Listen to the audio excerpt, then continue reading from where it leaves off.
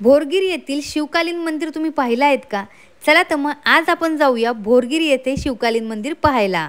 पुणे जिल्ह्यातील राजगुरुनगर या तालुक्यापासून साधारणतः 50 किलोमीटर अंतरावर भोरगिरी हे गाव आहे.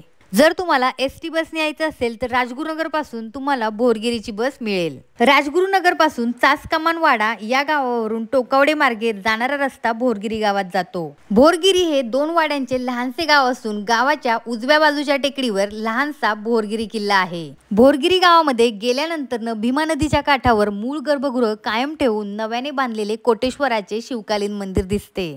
मंदिराच्या आवारात अनेक कोरीव दगड विखुरलेले आहेत. यात मंदिराचे खांब, भारवाहक, कीर्तिमुख, विर्ग, कळसाचा आतील भाग तसेच 2 शरब दिसून येतात. पारावर मनुष्य आणि वाघाच्या युद्धप्रसंगी कोरलेले शिल्प ठेवलेले आहेत. विखुरलेल्या या अवशेषावरून मंदिराच्या भव्यतेची कल्पना येते. साधारणतः 9व्या-10व्या शतकात शिलाहार वंशीय झांज राजाने जी 12 शिव